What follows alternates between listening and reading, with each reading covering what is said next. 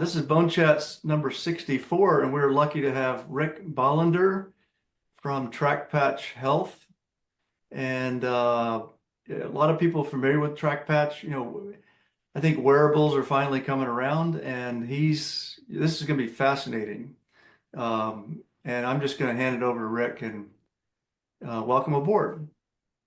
Sure, thanks. And thanks everyone for stopping in and Tiger, thanks for inviting me. So just a little bit about my background. So I have a bachelor's, master's, and PhD all in biomedical engineering. And my area of study was impact biomechanics. And in that time, most of it, what I had spent most of my time doing was trying to understand the mechanisms of brain injury. And initially it was for soldiers, because at that time, improvised explosive devices were a really hot topic for the Navy and Department of Defense. And so what we were trying to understand is how do you create a brain injury from being exposed to a shockwave from an explosion? And so from that, I had a lot of training in neurology, but also sensors, developing algorithms, data collection, and so forth. And at that point, when I had then graduated, I joined a small tech company in New England by the name of Simbex, and basically translated the laboratory experience into being a researcher in the area of concussion.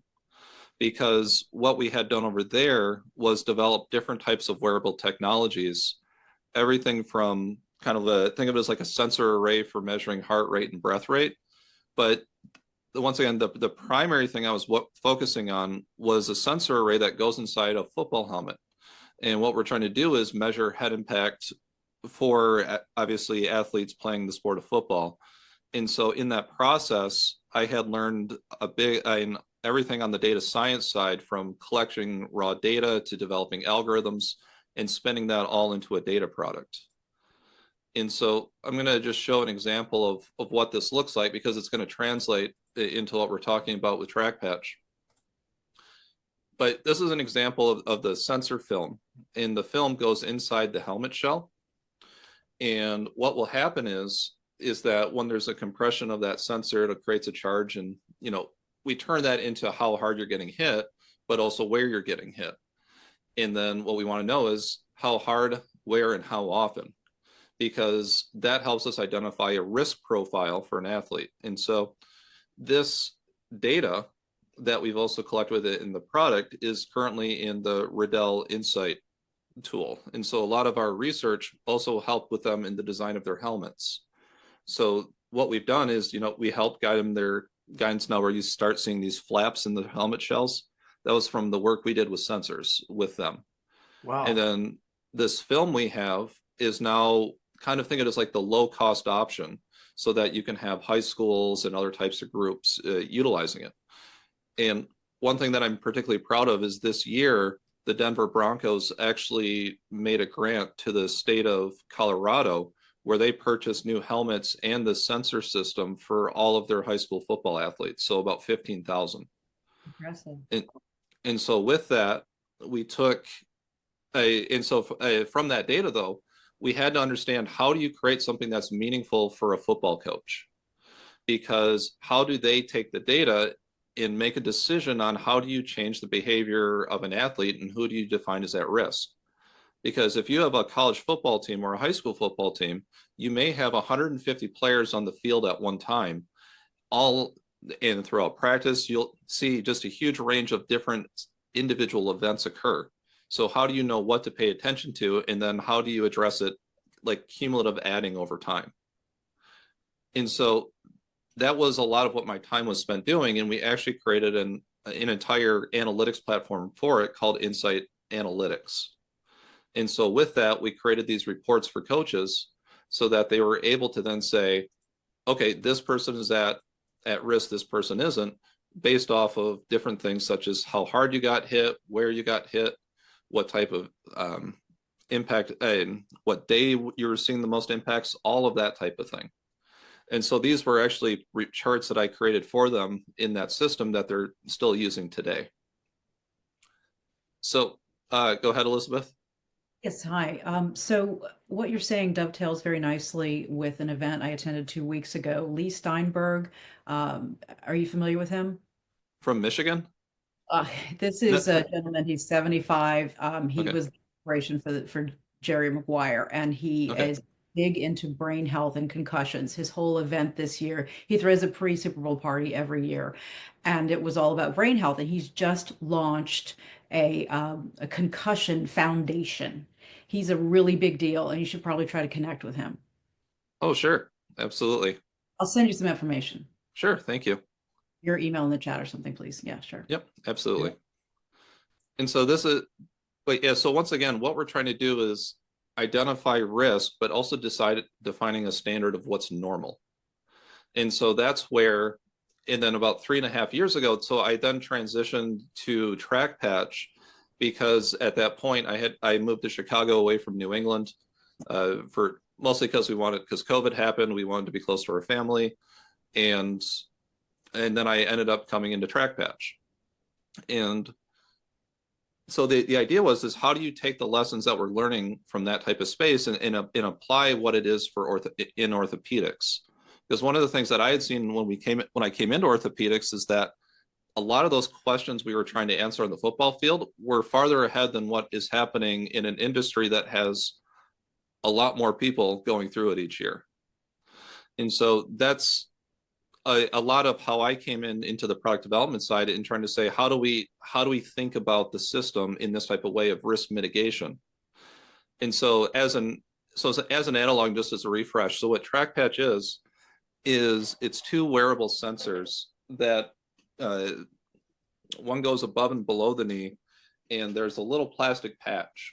And this little patch sticks to the skin, one above the knee and one below the knee, and then the device itself pops into the skin, into the tray, and then it's worn on average for about 12 to 14 hours a day.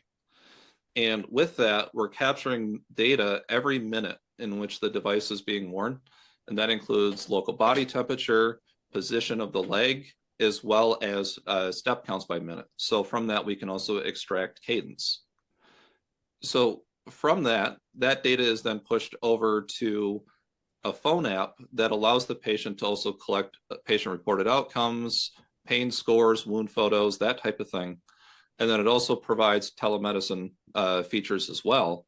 And then all that is pushed right up to the web and can be accessed by a clinical team and by us as well. So we have access to all the entire data, which is also great because it allows us to publish and define these risks and standards that I'm talking about. But as an analog, this is very similar to that head impact system. So same idea, patient wears some or athlete wears something, data goes to a phone app then pushes data to the web, and then the data is used by someone else along the way. So over the last kind of year and a half, one of the things that we had really thought about is we've had over 1,000 patients using the system at that point, and I was like, and I wanted to start transitioning into creating that really scientific foundation of how do we find what a standard recovery looks like. And to do that, last year we actually published 2 papers in the Journal of Arthroplasty. And the first one was looking at 600 patients in defining what does a standard recovery look like 10 days prior to surgery up to 60 days post-surgery. And so, for example, when we look at this graphic here, what's happening is you'll see that the median step count will increase almost very predictably every single day following up to that 60-day time point, but that first 20 to 30 days are the sweet spot where the greatest amount of gains happen. And then beyond that, gains are still happening, but just not as quickly. And so and then when you look at it in terms of cadence, you'll actually see there's even less variance in the data, meaning that there's a more consistent error or variance that you would see occur over time to really indicate that functionally we expect patients to come back on this trajectory. So what we want to do is then say, okay, which of those patients are doing too much because we don't want a boom and bust situation, and which are doing too little.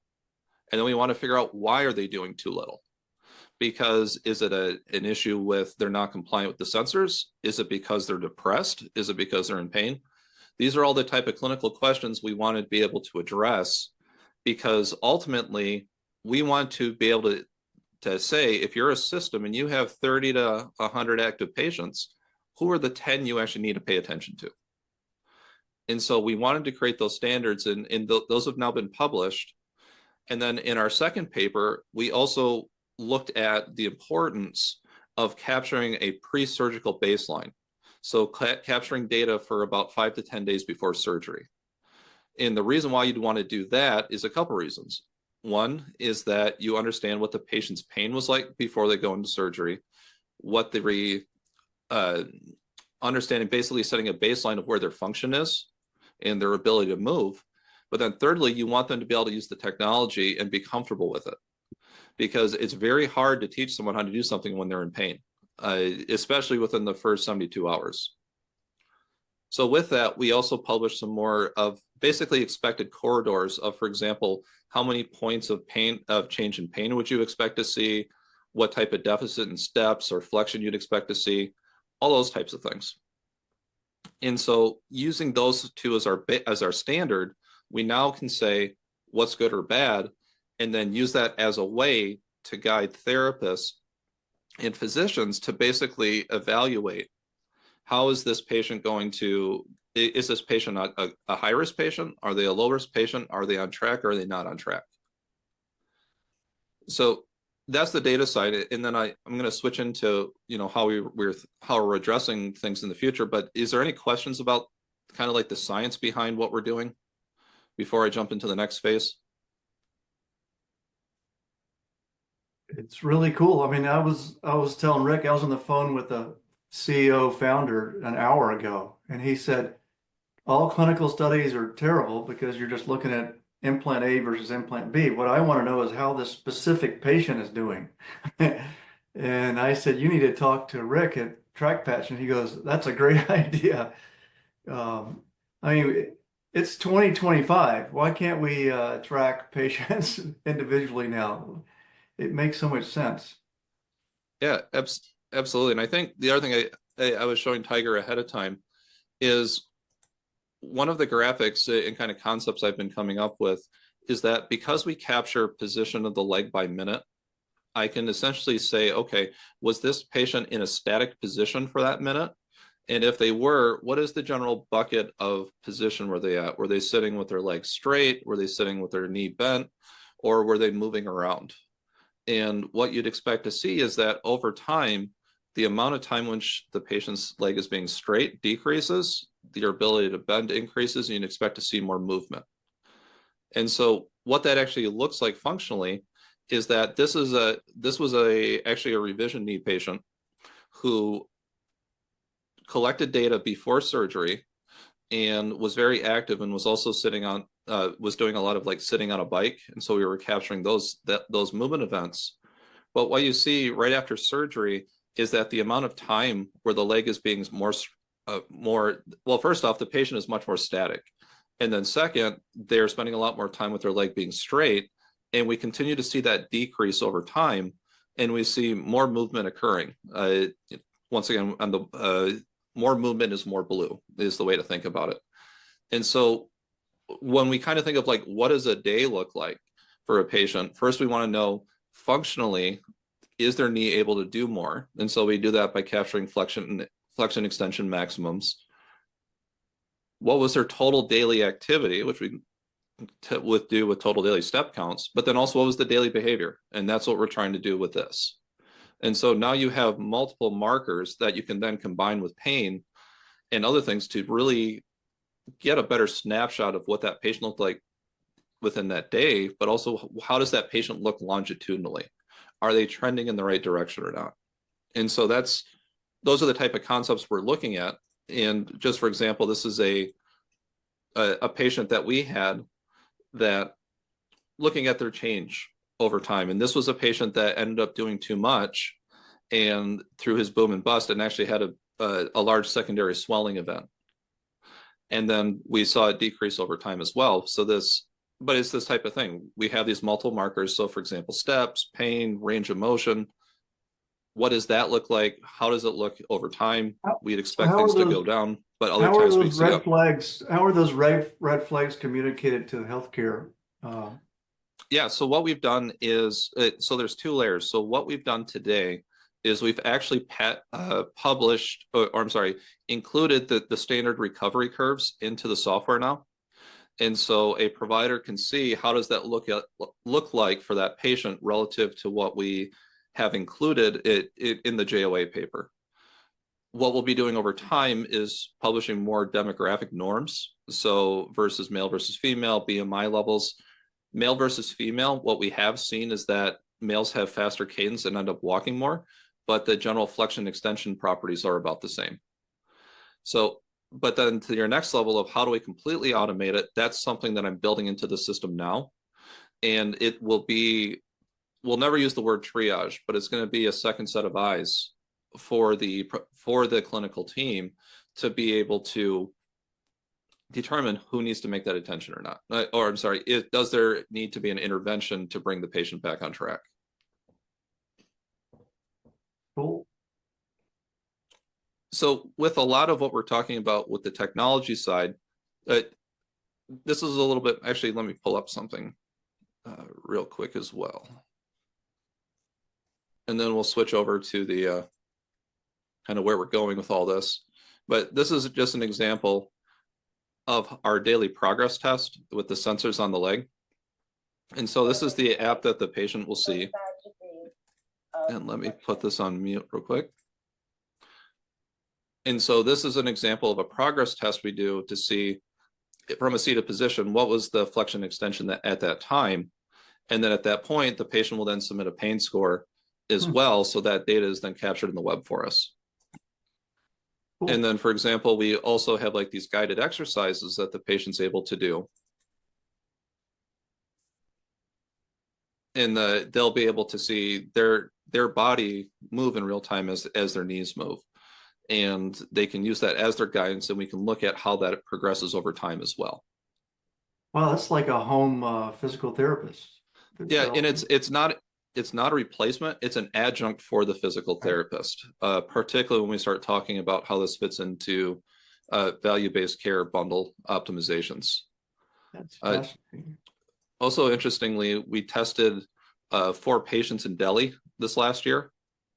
And what we actually found is because our step counter is based off of an acceleration, but also shift of the tibia, like the tibial swing phase, that we identified that this patient was actually walking improperly as well.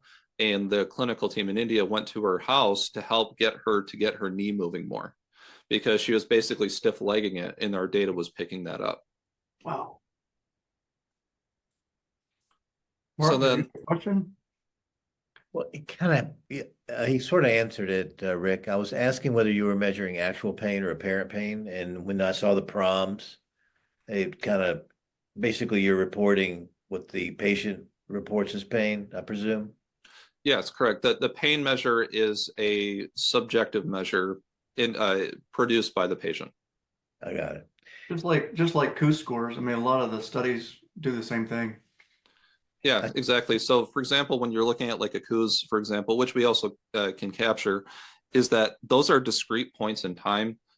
Usually, for example, like a week before surgery, and then like either 6 weeks or 6 months or a year, where with what we're able to do by capturing it every day, we can see where that's trending at a higher resolution than what PROMs usually provide. Because PROMs are usually like an outcome, as opposed to something that you're trying to track in real time to address. Yeah. Are you familiar with Imovi, the Canadian company? Yeah, I actually know the president. He's a friend of mine. Okay. Yeah.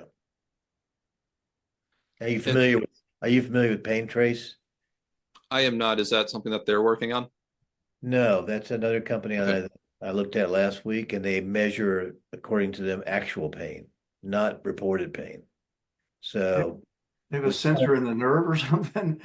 yeah, it's a nerve measurement. Wow. And it's kind of a way to measure, your actual pain, as opposed to what you think is pain or you report as pain, or, that sort of thing. Anyway.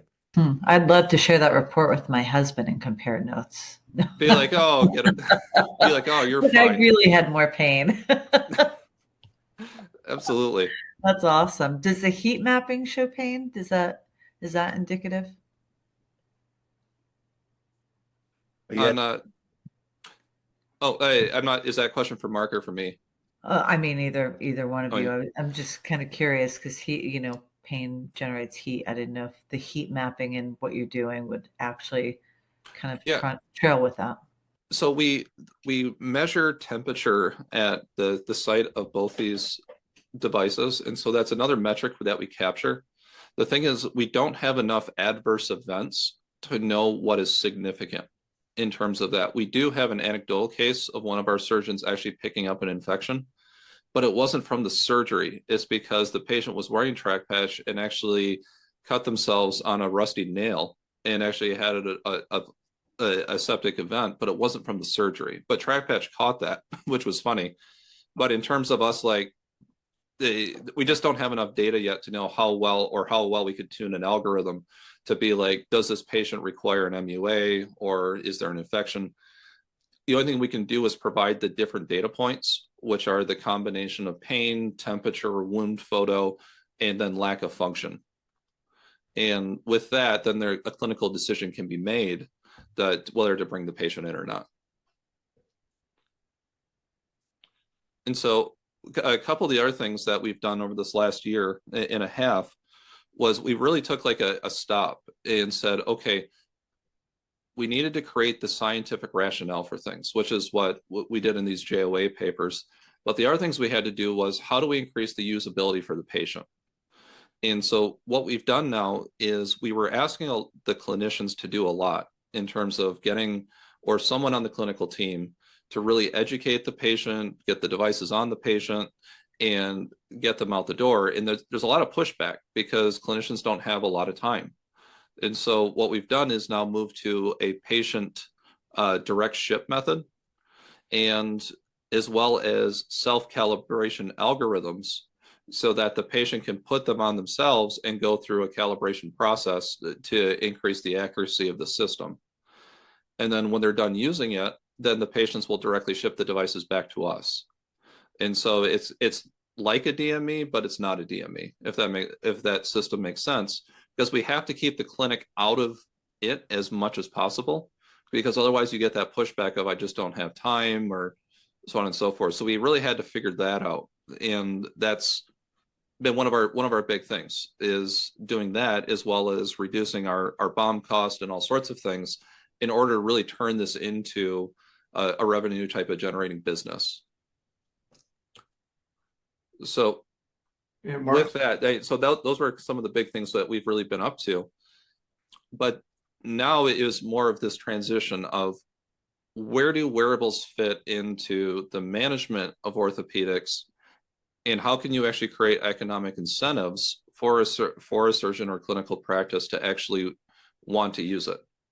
One thing that we've learned is that you have some groups that will be interested in value add, but it was something that even Tiger posted earlier this week about this desire of clinical data and who actually wants it. And I made the point that people say that they want it and there is value with it, but if there's not an economic incentive for it, you're not going to get the traction that you really want to. And so what we've done, particularly in the last 8 months now, has been like a complete pivot in saying, okay, where and how can TrackPatch best be used to create either savings or generate revenue? And so historically, it's either been with all wearables, like it has been either it's a value add play or it's a utilization of the RTM codes, but those codes kind of get cut off a little bit more each year. And the issue is, if you're trying to take the clinic out of the clinic and out of the management of it, but you have to try to optimize their time with the device, it's a counteracting issue. And so the third way that we came up with is noticing that within healthcare, what's happening is this push towards bundled payments and value-based care. And so one of the big things that's happening right now is in 2026, there's a program called the TEAM Initiative that's being mandated by CMS, which is basically forcing 740 hospitals to go into bundles. And TKA just happens to be one of those. And just for everyone's understanding, when we talk about bundles, really what's happening is that an arrangement is either made with an organization between CMS or through like private insurance, and it's generally saying, I'm going to give you a bucket of money, and it's going to be covering for both surgical and post-surgical care. And what happens is that particularly that post-surgical care window is where a good amount of money is spent, but also where the greatest amount of savings can be. And so what we've said is that if your standard bundle for example, around 22K, you're allocated about 6K for your post-surgical care, which is usually earmarked for like 12 PT visits plus 2 at-home visits. Well, if you have a PT using TrackPatch, what they're able to do is knock down that number of in-clinic PT visits, because once again, if we can show through the data that the patient's on that right trajectory, they probably don't need to come in. And the ones that do need to come in, you can optimize them to come in and they'll use more, but they're going to get that touch that they need. And so that's really how we're looking at it. And part of our way of proving this is we're now undergoing, to my knowledge, the largest patient economic analysis utilizing this. So we've partnered with Rothman Orthopedics across their Philly, New Jersey, and Orlando locations. And we've started a 130 patient trial where the PTs are managing this. And they're referred by the physicians, but the PTs are basically going to be using the TrackPatch data with the goal of decreasing those amount of PT sessions by 50% to 75%.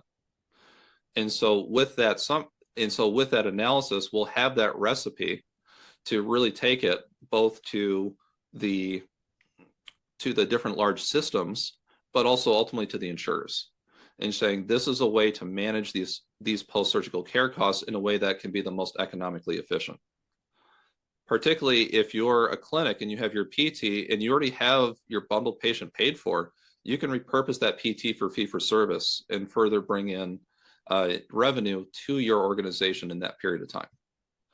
And so that's the model we're working with, and we're also testing this out with other sites concurrently. The Rothman study is the big one, but we're doing this at 5 different sites as well right now, collecting the data so that we have the message, and then we can take it and scale across the country. So does that concept make sense? Yeah, Yeah. absolutely. Are you using the remote patient monitoring CPT codes to bring in additional revenue? Yeah, so if you're bundled, you can't use that in parallel to that. Okay. So, but if the CPT codes are available, and we use those as an incentive for groups that are within fee-for-service, because generally speaking, it's about 20% of groups are in some sort of bundled arrangement. So that leaves another 80% of those 800,000 needs each year being available with that. So we do have that option as well. But once again, it's a harder sell because it requires the clinic to spend more time looking at the data as opposed to creating a system to reduce your effort with your team. So go ahead, Colleen. Sorry. So I think you said, did you say you've already used this 500 plus times? Is that what I saw on 1,000. the slide? Over 1,000. So do you have any information right now about reducing revisions, decreased healing time, better mobility, So the thing I won't ever claim is that TrackPatch can heal you faster, because I don't know of a real way that we could say just through the use of this that it would, because I think there's in the data showing us this, that going back to it, there's a fairly standard definition of what recovery is. And these are the curves. So you're improving daily. You're improving daily, basically, if you're in an ideal state. The question is that if I could get to 3 degrees of flexion 2 days earlier or 10 days earlier, is that valuable? And to me, the answer is not really. And so it's what it is it becomes a convenience factor and an economic value.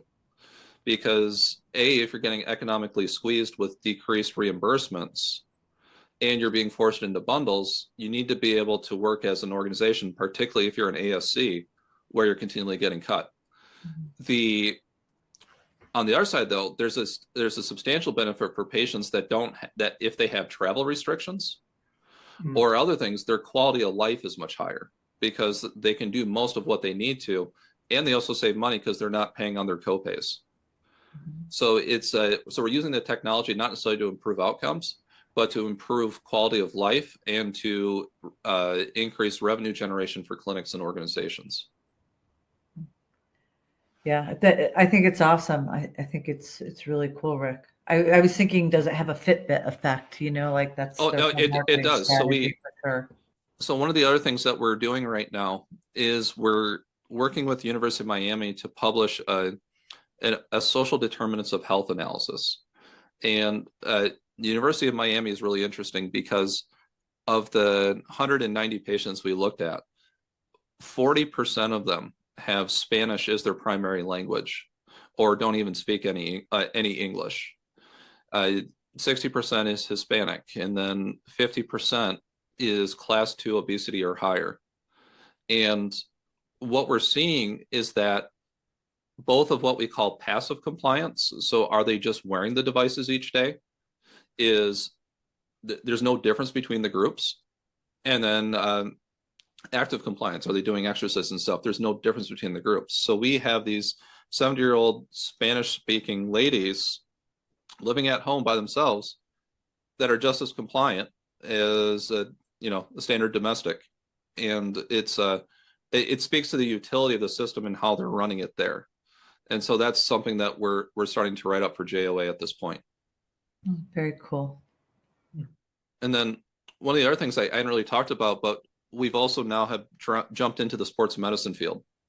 And so we've collected our first 40 patients on ACL as well. And so and what we found is there's a number of things going on that are different. So one is that you're wearing a brace is the biggest.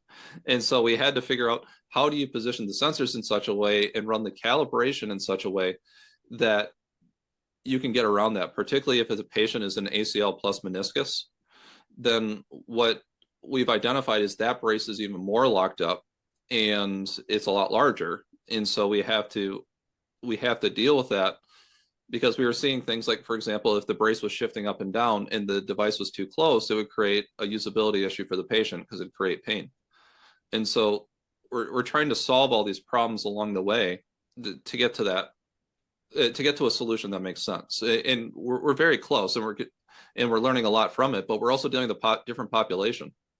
Now we're dealing with athletes that care about performance, but we're also dealing with 16-year-olds. And that's a different deal. And believe it or not, the 70-year-olds are more compliant than a lot of these 15 and 16-year-olds, because they're like there's like a usability thing for it, or they're more busy looking at their phone for their apps instead of looking at TrackPatch. And so we've actually had cases where we had parents like lecturing their kid to do their exercises because we could see that they weren't doing it, which was pretty funny. That's fascinating. Mark, you got a comment? Yeah. So if you can't use remote patient monitoring for your total joint patients that are bundled, can you use chronic care management?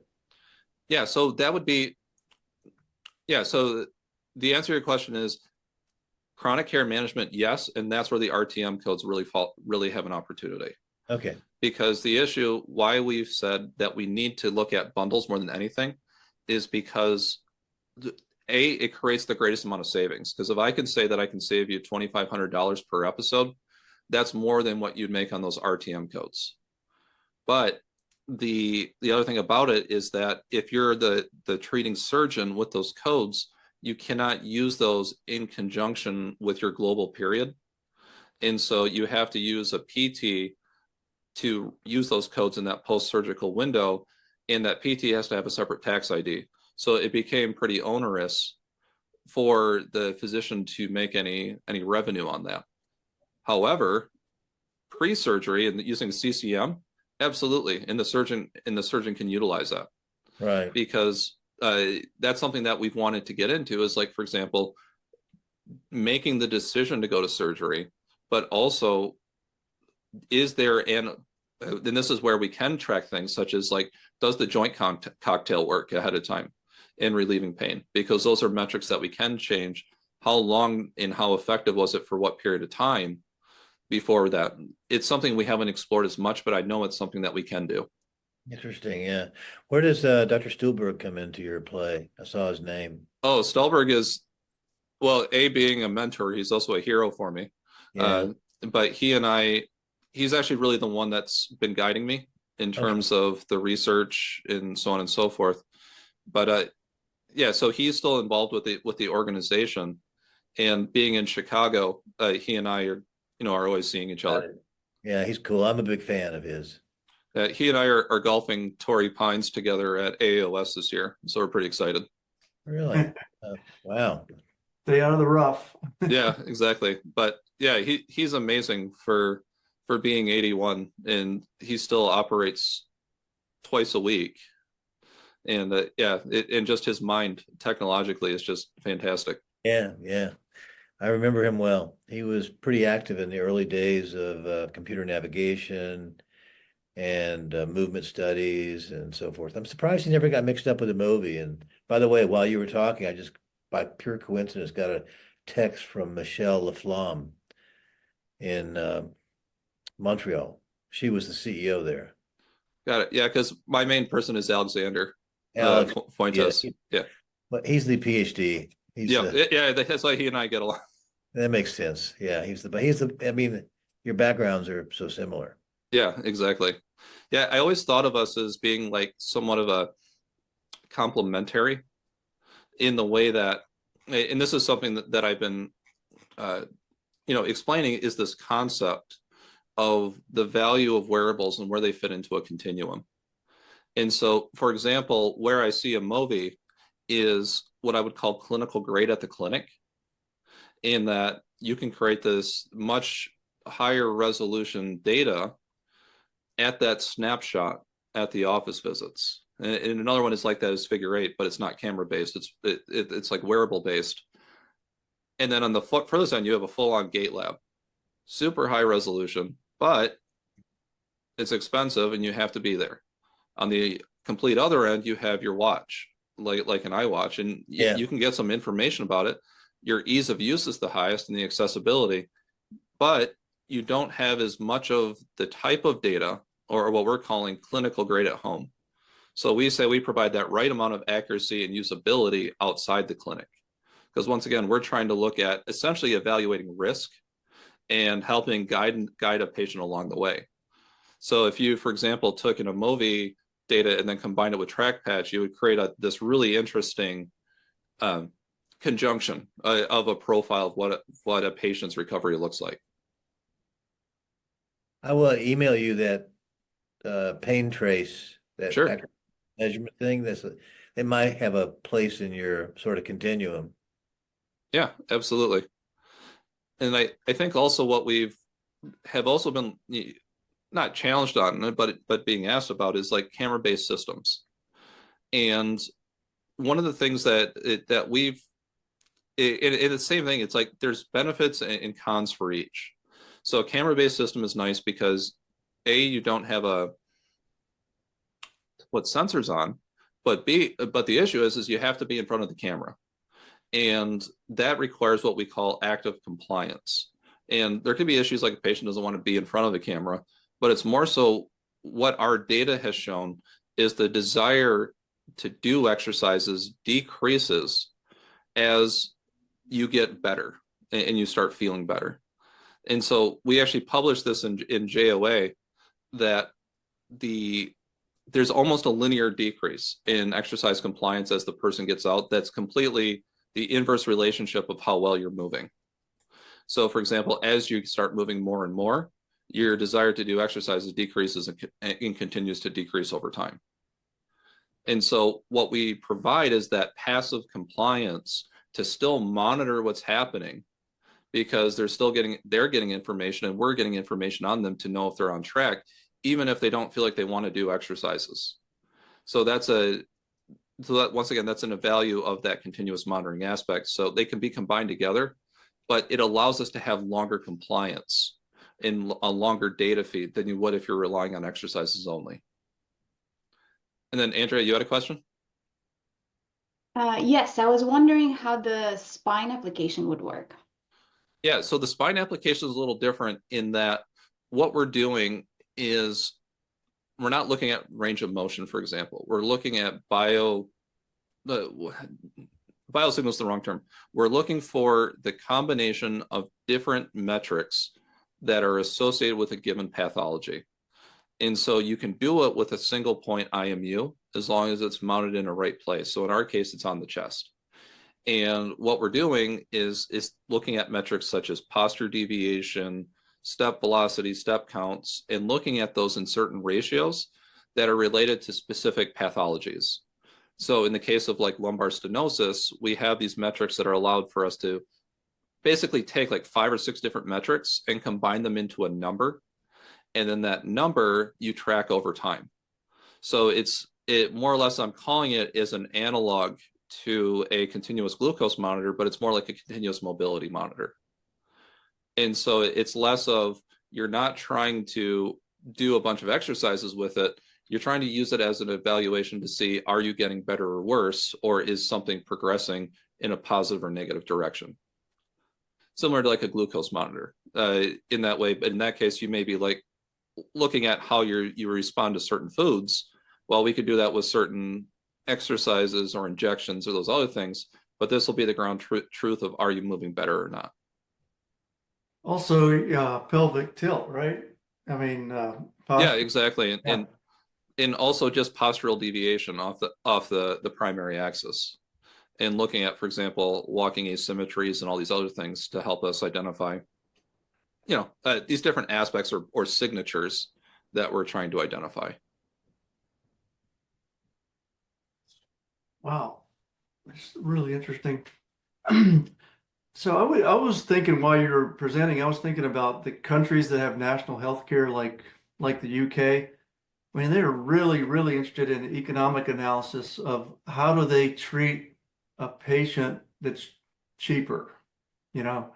And part of it is, how do they prevent revisions, or how do they, I mean, you use the word kind of, triage. How do they triage a problem and catch it early before it becomes too expensive for the national? Yeah, and I'd answer actually 2 pieces of that. So specifically, we got it.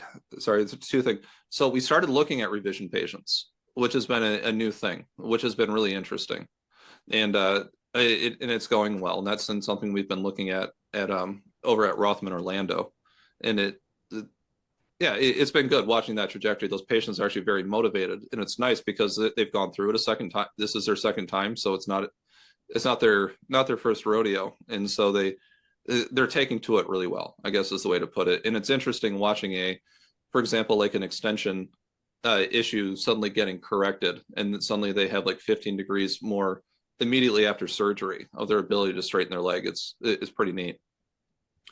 But like you're saying, where the surgery itself, particularly for primaries, that's more or less boxed in at a fixed cost. And when you're looking at where people keep trying to add to it, like for example, disposables for a robot or potentially a new fancier implant, so on and so forth, but that box keeps getting smaller and smaller. And that's going to be the same thing for these direct groups, because basically in a socialized medicine, they're basically value-based care. You're getting paid a fixed cost. So the only place that NIH, outside of making a better contract with someone for a lower implant cost, is to do what we're talking about in our value-based plan, which is reduce the amount of human resources, because it only bring in the patients that need it. And then to do that, you need an objective standard, which is what we're trying to do with the data we published. Got it. And that's Yeah. the other cases that we're seeing with that, just not only in the, generally speaking, there, particularly with some of the health systems we're working with, there's actually a PT shortage that they have issues with, and freeing up patients and bringing the ones in that need to be is an interesting prospect. But there's other groups, like in regions like, for example, we're talking with in Puerto Rico, where they just don't have the PTs. And it could be 4 weeks before you see your PT following a knee surgery. And this is where we're trying to say, if you can get these on the patients early, you can at least know which ones and then figure out who needs to be fast tracked at 2 weeks versus, you know, having that longer period of time.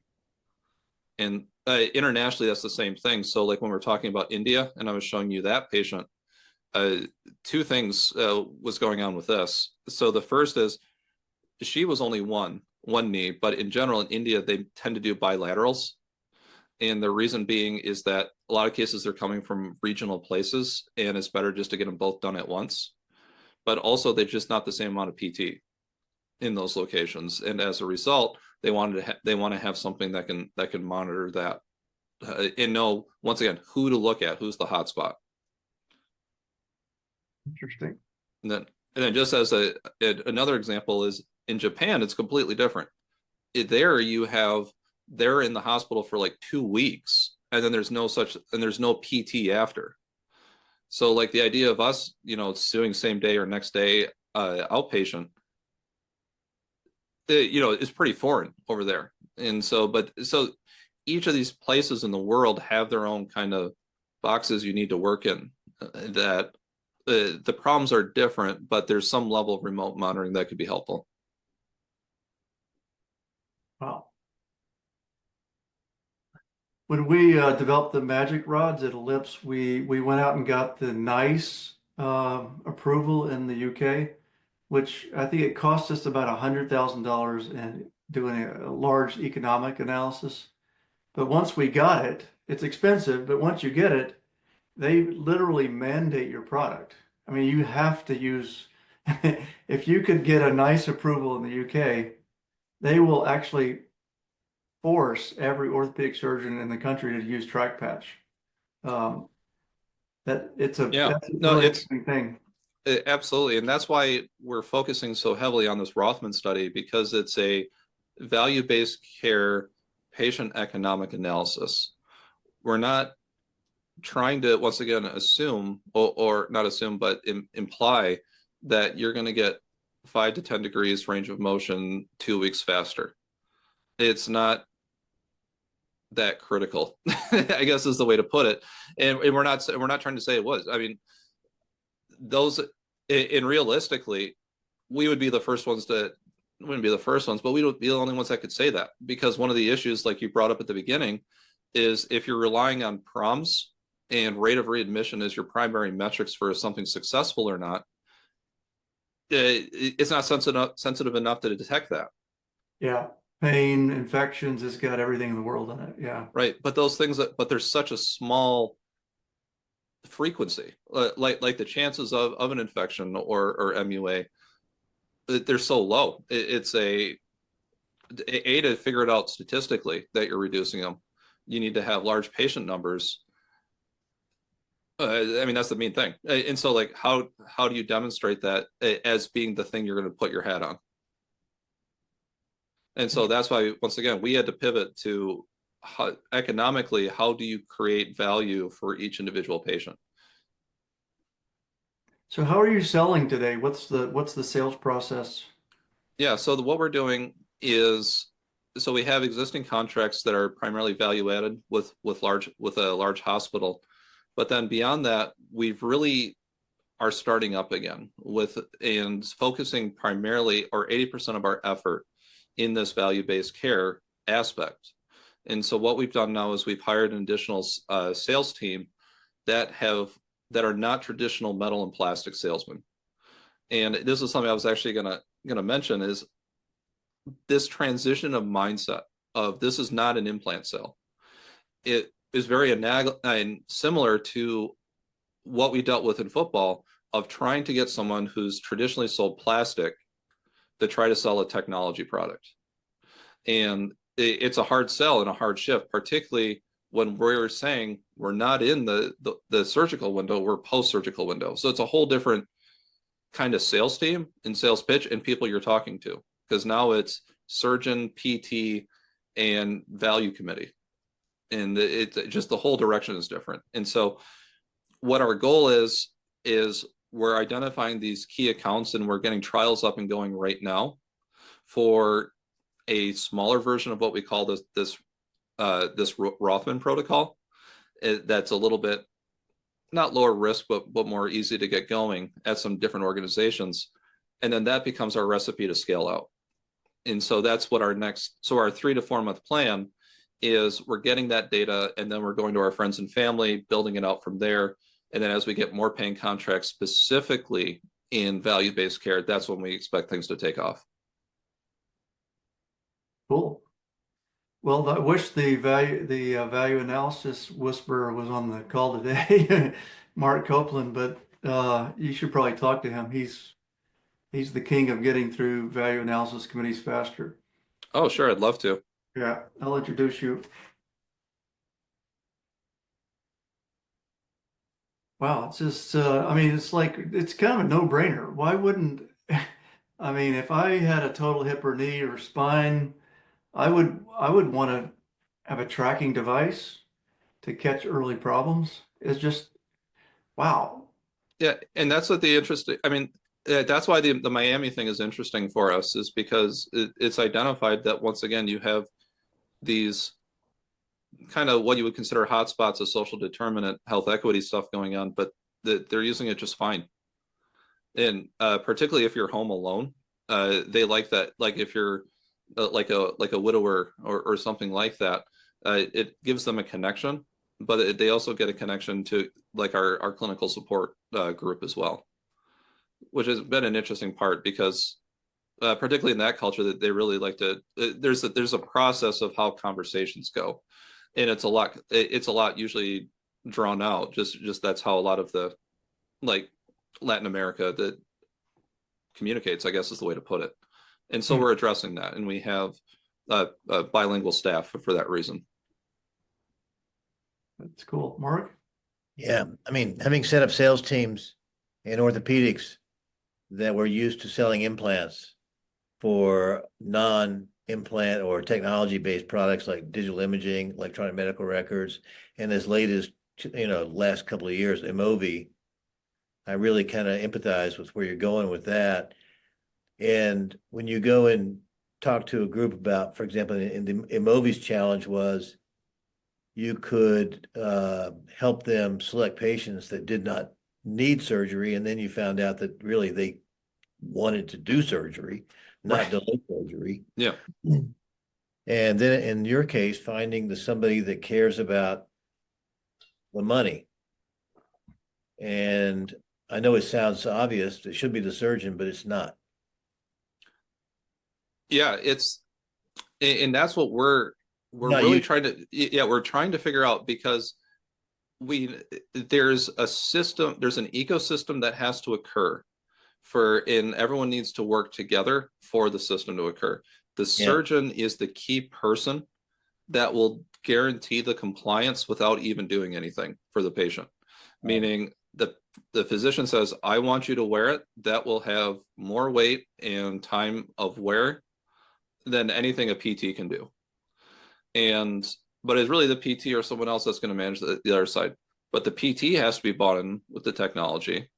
And then you also have to have the person making decisions. And so if you're particularly in bundles, you're either dealing with admin from the health system, or you're dealing with a convener, or you're working with an IPA or other types of people that are managing the bundle. They also have to be bought in with the idea. Yeah, and so it has to be a multi-pronged approach to get it across. Yes, it's complicated. You got to have the admin who will make a decision, whether it's the surgeon. The surgeon is always the decision maker. You'll die a slow death waiting for PT to make a decision. They're just not decision makers typically. But that's quite a synthesis to bring together. This is a hard sell. But the one thing you do have that is the magic button is that easy always sells. Yep. This is easy. And we didn't talk about it much, but it's just one of the few agnostic products. I mean, it works with any knee in the world, or a meniscus procedure or Yeah, anything. it's been interesting because I have probably about 10 different implant manufacturers that we've captured. But just between us in this room, just kidding. But BMI is a bigger predictor than anything else in terms of recovery. BMI and gender. Implants. Yeah. Interesting. BMI is the biggest predictor, and then how rigorous the physical therapy is number two, maybe. I'm not sure. I don't have that data, but I would say is that at least from demographics, it's gender is a big one for some reason. Males tend to walk more and faster, but it's interesting because like we have more females that have used the system. It's not substantially more, but then BMI is the biggest predictor. Particularly if you're looking at cadence and steps. Flexion extension is a little different because it's hard to compare because with a high BMI, you have a wider leg circumference. So it's just not as easy to get that thing bent up. Yeah, makes sense. I remember surgeons used to force heavy patients to lose weight before they would do a hip or knee. And I just don't see that anymore, but yeah, there's some groups like over at, there's a group we've been working with a little bit in Chicago, and one of the surgeons at Northwestern requires that they go to this PT program to help them for weight loss before they come in. Got it. The other Colleen.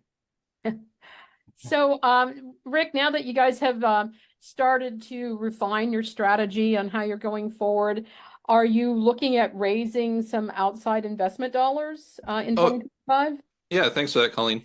So I'm actually in the process right now of a raise, and we're looking to raise $12 million, and about a quarter of that or a third of that is for increasing volume of the devices and helping accelerate our sales team and doing some of our key studies, but also adding some 3D kinematic functionality to the knee. And then another third is associated with finalizing the spine product. And then another third is for the effort that we're undertaking with IBM. And just for an understanding of what that is, and I know we're already time, but just as a concept. Keep going. Yeah. If you think about an individual episode of care, there's a lot of data we're capturing. So now what happens when you have 10,000 patients? Suddenly you have a bank that you can look at and say, what is clinically effective? And if you combine clinically effective with cost effective, then what you're dealing with is a unique solution for evaluating the effectiveness of healthcare. And so the way that we've thought about it is taking where TrackPatch essentially becomes your objective criteria for what is good or bad, and then you combine it with EHR data, claims data, and you use a generative AI tool to do the analysis for you. So then you can be prompted up and say, okay, what is the effectiveness of blah, blah, blah. It will then spit it out for you. And so that's really more of our moonshot. I don't talk about it too much right now, but it's the big play. But for us to get to those 10,000 to 20,000 episodes of care, we need to collect the data first, and we need to have good contextual data. And to do that, there needs to be revenue generation and a reason physicians want to use it. And so we're in our first, we actually kicked off about a month ago. I've been in my first management presentations and are just going through that process right now. But yeah, so we are looking for a raise. It's somewhat of a, I would say like a Series A or Series A equivalent. Are you talking to VCs or? Yeah, so strategics as well as a large number of VCs, anyone as well as family offices, but it's ranging from groups that have funds of up to billions, other ones that are smaller. It's an interesting process for an engineer to be in this world now, but it refines the way you're thinking about things, because you have to defend every end of this, from the technology, the clinical integration, to the business model, as well as being able to synthesize it as a story. Yeah, storytelling is really important. Well, anything else? This has been great. But yeah, Thank- I would say so. That's how my day split up right now, is doing management presentations while trying to get these organizations up and running. The Rothman study is going now, and we have a number of these organizations that we're also setting up protocols all at the same time. So it's, validating the sports medicine model, and these what we're calling accelerated discharge protocols, as well as just getting new customers. So every day is a new day, and it's a busy day. Bending plates. Yeah. Exactly. All right.